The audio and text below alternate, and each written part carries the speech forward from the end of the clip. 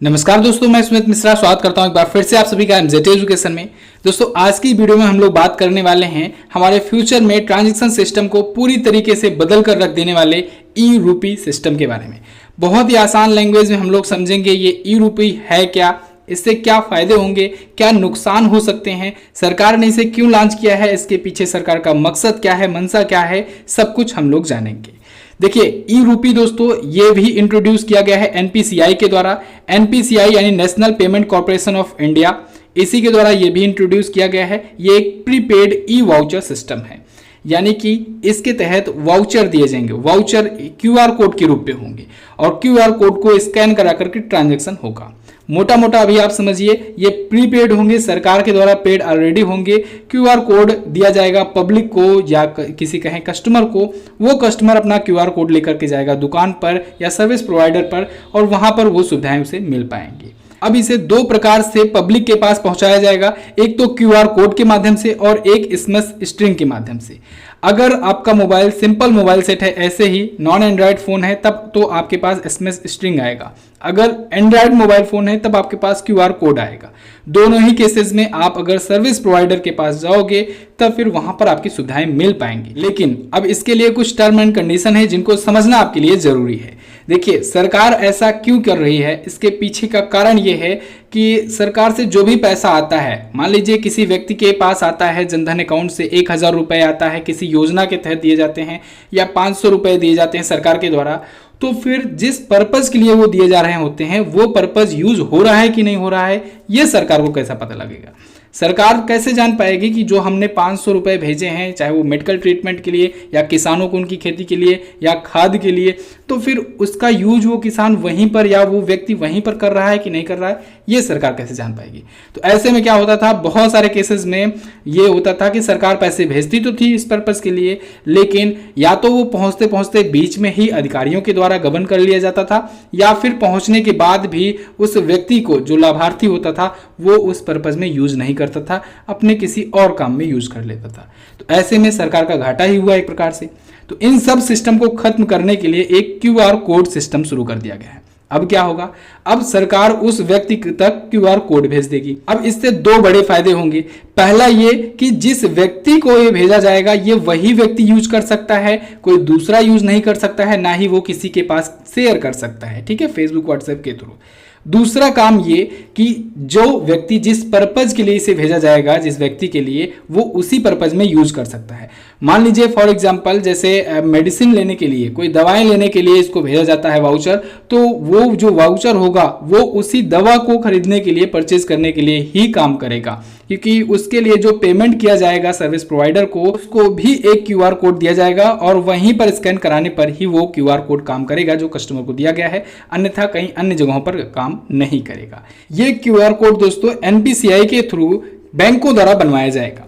बैंकें जो होंगी वो एनपीसीआई के लिए 3 क्यूआर कोड बनाएंगी, 3 क्यूआर कोड बनाएंगे। ये 3 क्यूआर कोड कैसे काम करेंगे, एक तो दोस्तों वो सर्विस प्रोवाइडर जो होगा, जो सर्विस दे रहा होगा, उसके लिए बैंक बनाएगी, ठीक है, बैंक के ही क्यूआर कोड बनाएंगे। इसके बाद दूसरा जो क्यूआर कोड बनाया जाएगा एनपीसीआई उसे अपने पास रखेगा, ठीक है। इसके बाद एक जो क्यूआर कोड होगा वो कस्टमर के पास भेजा जाएगा, ठीक है, लाभार्थी के पास भेजा जाएगा। अब अगर जो लाभार्थी के पास है, जो कस्टमर है, वो दोस्तों अपना क्यूआर कोड लेकर के किसी प्रोडक्ट को लेने के लिए सर्विस प्रोवाइडर के पास जाता है, तो सर्विस प्रोवाइडर को जो दिया गया है क्यूआर कोड, उससे ये स्कैन कराएगा, मैच कर जाएगा, तब फिर उस वाउचर के बदले वो प्रोडक्ट वो ले सकता है जिसके लिए सरकार ने भेजा है। अब इसको एक सिंपल से एग्जांपल से समझिए आप। मान लीजिए सरकार जो है ये नशा मुक्ति अभियान चलाती है और इसके तहत वो जो शराब का नशा करने वाले जो व्यक्ति हैं उनको उनकी दवाइयों के लिए 2-2 हजार रुपए देने की घोषणा करती है। अब ये 2000 रुपए अगर देखिए, अगर वैसे सिंपली दे दिए जाएंगे नशा करने वालों को, तो वो नशा मुक्ति अभियान केंद्र जाने के बजाय, वहां पर वो अपनी नशा मुक्ति की दवाइयां लेने के बजाय चला जाएगा ठेके पर।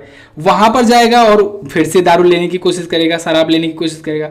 लेकिन जब यही जो 2,000 रुपए हैं ये अगर भेजे जाते हैं वाउचर के थ्रू, और वाउचर जो है इसका QR कोड जो है ये केवल और केवल नशा मुक्ति अभियान केंद्र को बताया जाता है, जो कस्टमर को दिया गया है, तब कस्टमर जब जाएगा उसके पास केवल वाउचर रहेगा, वो अगर शराब की दुकान पर जाएगा वहां पर वो वाउचर काम ही नहीं करेगा, तो उसका कोई फायदा ही नहीं हुआ। फिर वो मजबूरन पहुंचेगा नशा मुक्ति अभियान केंद्र, सोचेगा 2,000 रुपए मिले हैं, लाओ थोड़ा दवा ही ले लेते हैं, तो जाएगा वहां पर अगर उस योजना का लाभ उठाना होगा उसे। तो अब देखिए इस प्रोसेस में क्या क्या हुआ।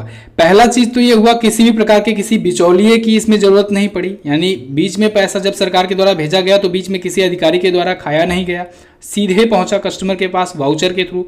दूसरा ये हुआ कि सरकार भी अब निश्चिंत हो गई कि हम जिस पर्पज के लिए भेजे हैं उसी पर्पज में ये अब यूज होगा, यानी लाभार्थी के पास भेजा गया है तो लाभार्थी इसका यूज उसी काम में कर सकता है जिस काम के लिए ये वाउचर भेजा गया है, क्योंकि और कहीं जगह पर ये QR कोड काम ही नहीं करेगा। और तीसरा फायदा ये हुआ कि इसमें किसी भी प्रकार के बैंक की इन्वॉल्वमेंट की जरूरत नहीं पड़ी, यानी कस्टमर के पास या लाभार्थी के पास बैंक अकाउंट है या नहीं है उससे कोई मतलब ही नहीं है।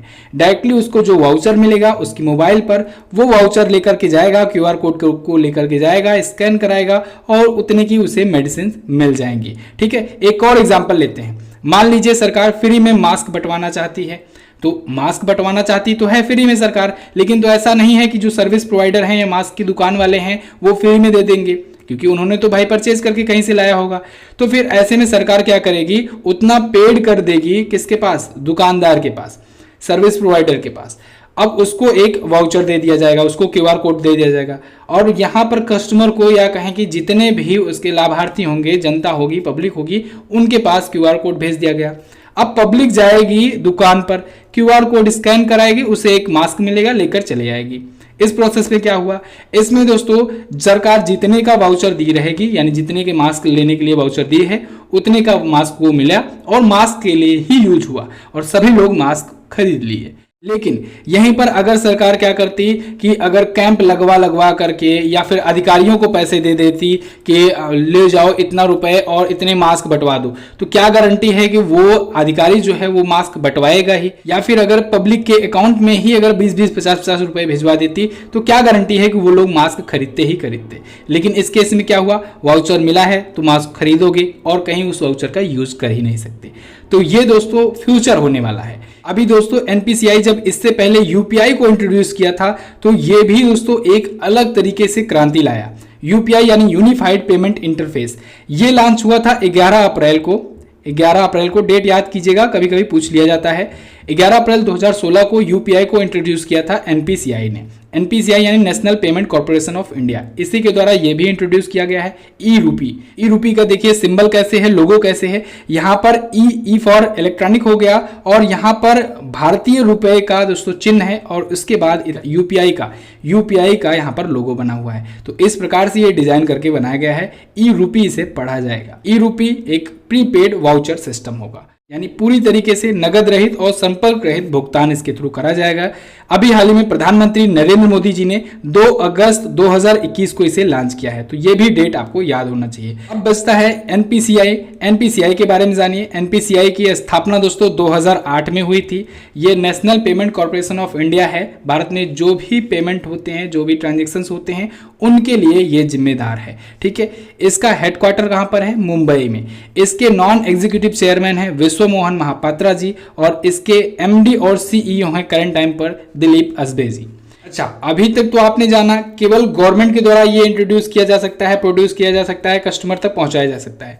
आपके मन में सवाल आएगा कि क्या कोई कंपनियां भी अपने थ्रू ये वाउचर सिस्टम लॉन्च कर सकती हैं? तो देखिए, ये बहुत पहले से भी होता आ रहा है। हाँ, एनपीसीआई के द्वारा नहीं प्रोड्यूस किया जाता था, लेकिन ऐसा ही कुछ मिलता जुलता अमेजन, फ्लिपकार्ट वगैरह, या फिर कोई आप शॉपिंग करने जाते हो या क्रेडिट कार्ड को ही ले लो, आपको रिवार्ड पॉइंट्स मिलते हैं। ठीक है, अमेजन, फ्लिपकार्ट पर जब आप शॉपिंग करते हो तो आपको वाउचर्स मिलते हैं, या फिर आप जब पेटीएम यूज करते हो या फिर आप फोन पे यूज करते हो, गूगल पे यूज करते हो, तो उसमें भी तरह तरह के कूपन कोड्स वगैरह मिलते हैं। तो सिस्टम कहीं ना कहीं वैसे ही है, कुछ मिलता जुलता, लेकिन ये जो ई रूपी है ये सिस्टम नया इंट्रोड्यूस किया गया है। अब चूंकि इसे एनपीसीआई के द्वारा कंट्रोल किया जा रहा है, भारत सरकार के द्वारा कंट्रोल किया जा रहा है, तो इसका प्रचलन ज्यादा होगा। तो यहाँ पर बात आती है क्या प्राइवेट कंपनीज भी इसको यूज कर सकती हैं, यानी वो खुद से जनरेट करवा सकती हैं एनपीसीआई के थ्रू? बिल्कुल, आगे चल करके ये जनरेट करवा सकती हैं, लेकिन अब इसमें देखिए एनपीसीआई की मंजूरी जरूरी होगी, एनपीसीआई के द्वारा ही वो होगा, प्रोड्यूस किया जाएगा। दो चीजें होंगी इसमें, एनपीसीआई के द्वारा जो वाउचर जनरेट करवाए जाएंगे बैंक के थ्रू, उसके लिए एनपीसीआई भी अपने पास एक वाउचर रखेगा। मान लीजिए इन केस फ्यूचर में अगर कोई सी भी ऐसी प्रॉब्लम आती है, ट्रांजैक्शन नहीं होता है या कोई सी भी ऐसी शिकायत आती है, तो जिससे एनपीसीआई उसे मैच करा सके और वहां पर प्रॉब्लम्स का सॉल्यूशन निकाला जा सके।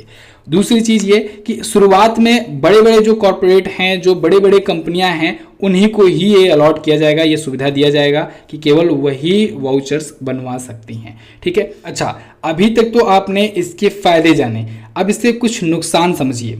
देखिए, पहला सबसे बड़ा जो नुकसान है वो ये है कि मान लीजिए सरकार जब भी कोई वाउचर अलॉट करती है किसी कस्टमर को, किसी लाभार्थी को, जनता को, आम जनता को, दूसरा उसी के उपलक्ष्य में ये किसी दुकानदार को या कहें कि सर्विस प्रोवाइडर को अलॉट करेगी, क्या गारंटी है कि जो वाउचर जो है दुकानदार को अलॉट किया जाएगा? अब चूंकि एक या दो दुकानदारों को ही वो दूसरा वाला वाउचर अलॉट किया जाएगा, क्यूआर कोड, जहां पर जाकर के लाभार्थी उसका यूज कर सकता है। क्या गारंटी है कि सभी दुकानों को के पास वो क्यूआर कोड पहुंचे? किसी एक या दो को ही के पास पहुंचेगा।